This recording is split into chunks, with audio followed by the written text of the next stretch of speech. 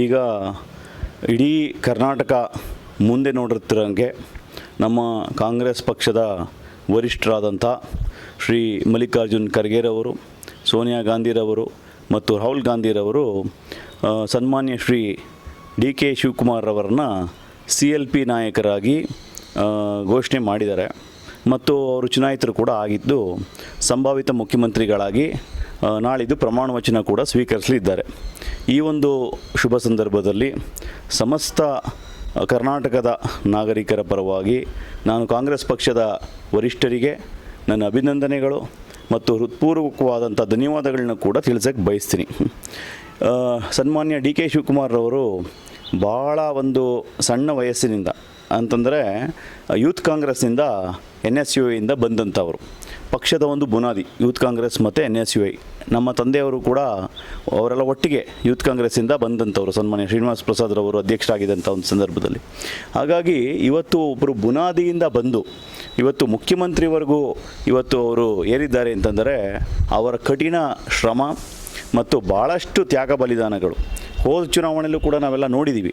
ಅವರು KPCC ಅಧ್ಯಕ್ಷರಾದ ಮೇಲೆ ಈ ಎಲೆಕ್ಟ್ರಿಫೈಡ್ ದಿ ಹೋಲ್ ಪಾರ್ಟಿ ಒಂದು ಉತ್ತೇಜನ, ಇಡೀ ಒಂದು ಪಕ್ಷಕ್ಕೆ ಒಂದು ಸಂಘಟನಾತ್ಮಕ ಒಂದು ಶಕ್ತಿ ಸನ್ಮಾನ್ಯ ಡಿ ಕೆ ಶಿವಕುಮಾರ್ ಅವರು ತಂದುಕೊಟ್ರು.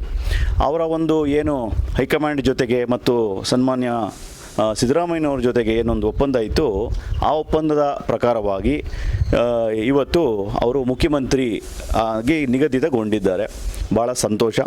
ಈ ಒಂದು ಸಂದರ್ಭದಲ್ಲಿ ವಿಶೇಷವಾಗಿ ನಾನು ಕಾಂಗ್ರೆಸ್ ಪಕ್ಷದ ಹೈಕಮಾಂಡ್ಗೆ ಮನವಿ ಮಾಡ್ತಿರೋದೇನು ಅಂತಂದರೆ, ಕಾಂಗ್ರೆಸ್ ಪಕ್ಷ ಕರ್ನಾಟಕದಲ್ಲಿ ಅಧಿಕಾರಕ್ಕೆ ಬರೋಕ್ಕೆ ಭಾಳಷ್ಟು ಜನ, ಲಕ್ಷಾಂತರ ಜನ ಕಾರ್ಯಕರ್ತರ ಕಠಿಣ ಶ್ರಮ ಇದೆ. ಈ ಒಂದು ಸರ್ಕಾರ ಬಂದ ಮೇಲೆ ಸರಿಸುಮಾರು ಏನು 3 ವರ್ಷಗಳು ತುಂಬಿವೆ, ಕಾರ್ಯಕರ್ತರಿಗೆ ಇನ್ನೂ ಯಾವುದೇ ಒಂದು ಸ್ಥಾನಮಾನಗಳು ಕೊಡತಕ್ಕಂಥ ಕೆಲಸ ಆಗಿಲ್ಲ. ಕೆಲವರಿಗೆ ಚೇರ್ಮನ್ಗಳಾಗಿದೆ ಬೋರ್ಡ್ಗಳಿಗೆ, ಆದರೆ ಕಾರ್ಯಕರ್ತರಿಗೆ ಯಾವುದೇ ಒಂದು ಮೆಂಬರ್ಗಳಾಗಲಿ, ಯಾವುದೇ ಬೋರ್ಡಲ್ಲಿ ಮೆಂಬರ್ಗಳು ಇವತ್ತುವರೆಗೂ ಕೂಡ ಆಗಿಲ್ಲ. ಹಾಗಾಗಿ ನನಗೆ ಸಂಪೂರ್ಣ ವಿಶ್ವಾಸ ಕೂಡ ಇದೆ. ಸನ್ಮಾನ್ಯ ಡಿ ಕೆ ಶಿವಕುಮಾರ್ ಅವರು ವಿಶೇಷವಾಗಿ ಕಾರ್ಯಕರ್ತರನ್ನ ಮತ್ತು ಯುವಕರನ್ನ ಗುರುತಿಸೋದ್ರಲ್ಲಿ ಎತ್ತಿದ ಕೈ. ಅವ್ರಿಗೆ ಯೂತ್ ಕಾಂಗ್ರೆಸ್, ನಾನು ಹೇಳ್ದಂಗೆ ಅವರ ಬ್ಯಾಕ್ಗ್ರೌಂಡೇ ಯೂತ್ ಕಾಂಗ್ರೆಸ್ ಮತ್ತು NSUI.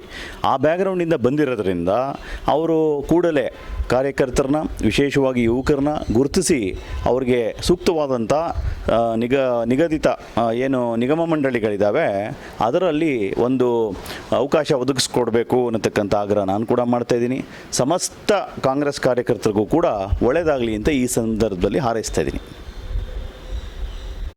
Nandini, Bharat news TV, Mysuru.